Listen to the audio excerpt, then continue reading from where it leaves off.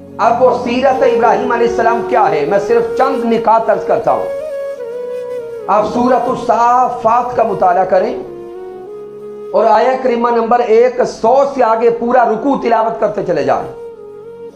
جب حضرت ابراہیم علیہ السلام نے اپنے رب کی بارگاہ میں اولاد کے لیے دعا کی، عرض کرتے ہیں ربی ہب لی من الصالحین، اے مالک کائنات مجھے صالح اولاد عطا فرما، مجھے نیک اولاد عطا فرما، مجھے صالح فرزند عطا فرما۔ سامعین، حضرت ابراہیم علیہ السلام کی عمر بڑھاپے کی ہے، جو پہلا راز جہاں پہ سمجھ آ رہا ہے کہ بڑھاپے کی عمر میں حضرت ابراہیم علیہ السلام کا اللہ سے اولاد طلب کرنا جمی انسانوں کو یہ پیغام دے رہا ہے کہ انسانوں زندگی کے کسی حصہ میں بھی چلے جاؤ، رب کی رحمت سے کبھی مایوس نہ ہونا،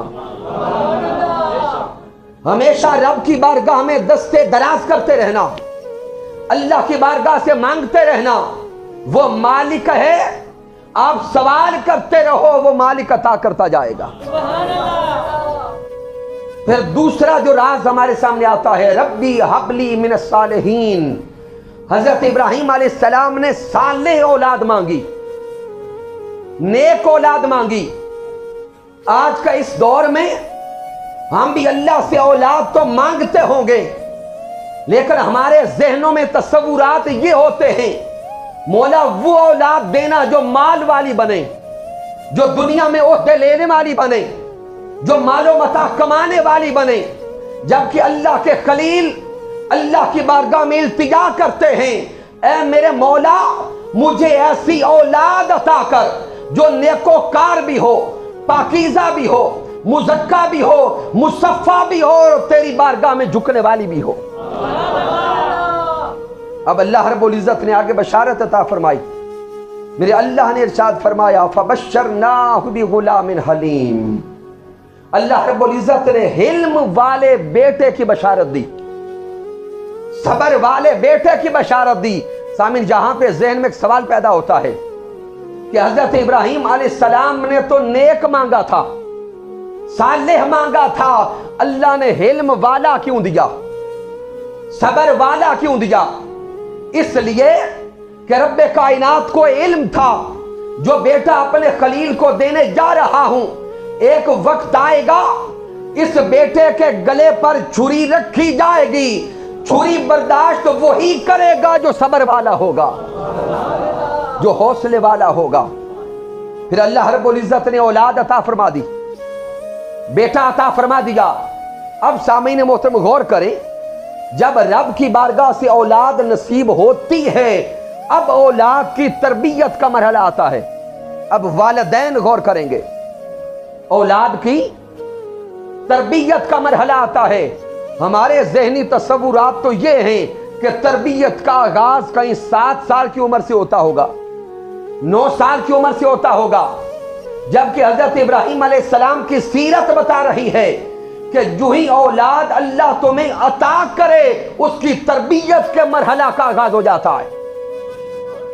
اور تربیت کے لیے ہم اداروں کو تلاش کرتے ہیں، انسٹیٹیوشنز تلاش کرتے ہیں، سکول دیکھے جاتے ہیں، ایسے مقامات کو تلاش کیا جاتا ہے جہاں پر اولاد کی اچھی تربیت ہو سکے۔ اللہ کے خلیل حضرت ابراہیم علیہ السلام اپنی اولاد کے لیے، حضرت اسماعیل علیہ السلام کے لیے تربیت گاہ تلاش کر رہے تھے، تو وہ تربیت گاہ کیسی چنی؟ حضرت ابراہیم علیہ السلام نے ایسی بستی کو نہیں چنا جہاں پہ مال والے بستے ہوں، ابراہیم علیہ السلام نے ایسے مقام کو نہیں چنا جہاں دنیا پرست بستے ہوں، بلکہ حضرت ابراہیم علیہ السلام نے اللہ کے اذن سے اپنی اولاد کی تربیت کے لیے اس وادی کو چنا جہاں پہ ابھی نہ کوئی انسان تھا، نہ کوئی بستی تھی، نہ رہن سہن تھا، بِوَادٍ غَيْرِ ذِي زَرْعٍ، اس مقام کو چنا اس لیے چنا کہ وہاں پہ اللہ قریب تھا۔ اس مقام کو اس لیے چنا کہ وہاں سے اللہ بولے قریب تھا، इंदा बैती कल मुहर्रम। हजरत इब्राहिम अलैहिस्सलाम खुद अर्ज करते हैं, ऐ रब्बे कायनात, इस औलाद की तरबियत के लिए तेरे इज़्न से मैं मुकाम हरम को चुनता हूं, चूंकि इस हरम के मुकाम से तू करीब रहता है। तो गोया जो राज खुल रहा है, औलाद की तरबियत का आगाज पहले दिन से शुरू, और तरबियत गाह जब चुनी जाए तो ऐसे इदारे को देखा जाए जहां से अल्लाह की मोहब्बत मिले, अल्लाह के रसूल की मोहब्बत मिले। सिर्फ दुनिया का माल न देखा जाए, अल्लाह की रजा को भी देखा जाए। और वहां छोड़ने का दूसरा मकसद आगे इब्राहिम अलैहिस्सलाम बयान करते हैं, साथ आगे फरमाते हैं, ए रब्बे कायनात, अपनी औलाद को इस्माइल अलैहिस्सलाम को वहां इसलिए छोड़ा है, रब्बाना लियुकीमुस्सलात, वहां इसलिए छोड़ आया हूं कि वहां पे रहकर वो नमाजी हो जाएं, वहां पे रहकर वो, ऊंचा बोले और ऊंचा बोले, नमाजी बन सके। क्या हम ऐसे इदारों को तलाश करते हैं जहां पे औलाद को साथ नमाज का पैगाम भी दिया जाए? अगर तो हजरत इब्राहिम अलैहिस्सलाम की मिल्लत में से वाक़यातन है तो फिर इब्राहिम अलैहिस्सलाम की सीरत को अपनाना होगा, ताजदार कायनात की सीरत को अपनाना होगा, और औलाद जो रब की तरफ से अमानत होती है, उस औलाद को रब की बारगाह में पेश करना होगा। और आगे चलें, जब औलाद को वहां छोड़ के लौटाए, अब रब कायनात की बारगाह में दुआ करते हैं। सूरत इब्राहिम, मैं सब इशारा करता हूं, सूरा इब्राहिम आया मुबारक नंबर 37 को पढ़ें। वापस लौट आए, अब अल्लाह की बारगाह में दुआ करते हैं, ऐ मालिक कायनात, मैं अर्ज करता हूं कि इंसानों के दिलों में मेरी औलाद की मोहब्बत सजा दे। इंसानों के दिल मेरी औलाद की मोहब्बत की तरफ मोड़ दे। इंसानों के दिलों में मेरी औलाद की मोहब्बत बसा दे। इसके बाद अगली दुआ करते हैं, वरज़ुक़हुम मिनस समरात, ऐ रब्बे कायनात, औलाद छोड़ आया हूं, वहां उसको फलों का रिस्क भी अता फरमा। फलों का बोले रिस्क अता फरमा। ज़हन में सवाल पैदा होता है कि अल्लाह के खलील अपनी औलाद के लिए फलों का रिस्क क्यों मांग रहे हैं?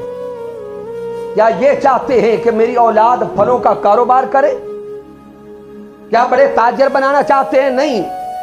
साथ ही अगले अल्फाज पे गौर करें, इसलिए फलों का रिस्क मांगा, लअल्लहुम यशकुरून, कि मेरी औलाद वो फल खाकर, उस फल खाने से जिस्म में जो कुव्वत आए, जो तवानाई आए, वो ताकत आए, उस जिस्म की कुव्वत से रब की बारगाह में सजदा करके अल्लाह का शुक्र अदा करे। तो सामीन, आगे चूंकि वक्त कम हो गया, मैं आखिरी हिस्से की तरफ आता हूं। फिर हजरत इब्राहिम अलैहिस्सलाम को अल्लाह रब्बुल इज्जत ने हुक्म दिया कि ए इब्राहिम, अब ये बेटा जवान हो गया, अब इसको मेरी राह में कुर्बान कर। अब इस जवान बेटे को मेरी राह में कुर्बान कर। फलम्मा बलगा माअहु सअया, जवान बेटे के ज़िबा करने का हुक्म आ गया। हजरत इब्राहिम अलैहिस्सलाम ने बेटे को साथ लिया। ये सारे अब मैं इशारे दे रहा हूं, नहीं तो कई घंटों की गुफ्तगू यहां पे ना आयात मुबारका पे है। हजरत इब्राहिम अलैहिस्सलाम ने बेटे को साथ लिया, ज़िबा करने के मुकाम पे पहुंचे। जब मुकाम ज़िबा पे पहुंच गए, वहां पे बाप और बेटे के कलाम पे गौर करना। हजरत इब्राहिम अलैहिस्सलाम अपने बेटे से कलाम करते हैं, या बुनैया, ऐ मेरे बेटे, ऐ मेरे प्यारे बेटे, मैंने ख्वाब में देखा है कि मैं तुझे ज़िबा कर रहा हूं। फन्जुर माज़ा तरा, ऐ मेरे बेटे बता कि इस हवाले से तेरा क्या इरादा है, तेरा क्या मशवरा है, तू क्या कहता है। सामीन गौर करें, ज़िबा करने का हुक्म अल्लाह की तरफ से था। ज़िबा करने का हुक्म अल्लाह की तरफ से था। तो जब अल्लाह की तरफ से हुक्म आ गया तो हजरत इब्राहिम अलैहिस्सलाम अपने बेटे से मशवरा क्यों कर रहे हैं? सिर्फ एक इरादा देने लगा। मशवरा करने का एक मकसद यह था कि जब रब्बे कायनात ने हुक्म दे दिया, فانظر ماذا ترا میں ابراہیم علیہ السلام مشورہ کر رہے تھے بیٹے سے، کیا کہتا ہے؟ سامعین، ابراہیم علیہ السلام اپنے بیٹے کی اس تربیت کو دیکھ رہے تھے جو ساری زندگی کی تھی۔ وہ دیکھنا چاہتے تھے کہ آج میں اس احساسات کی طرف جاؤں اور اس منظر کو دیکھوں اور اس کا نتیجہ اخذ کروں کہ اس بیٹے کو پہلے دن سے میں نے پالا بھی ہے، تربیت کی، نشو و نما کی، اس مقام تک پہنچایا۔ وہ دیکھنا چاہتے تھے کہ اس تربیت کا نتیجہ کیا ہے، اس تربیت کا نتیجہ کیا ہے۔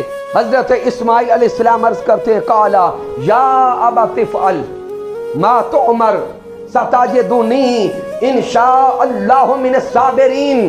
عرض کرتے بابا جان آپ چھری چلا دیں، آپ مجھے لٹا دیں، چھری چلا دیں، اللہ نے چاہا تو مجھے صبر کرنے والوں میں پائیں گے۔ یہی اشارہ حضرت حکیم الامت نے کیا تھا کہ یہ فیضان نظر تھا، یہ فیضان نظر تھا، یا کہ مکتب کی کرامت تھی۔ سکھلائے کس نے اسماعیل کو آداب فرزندی؟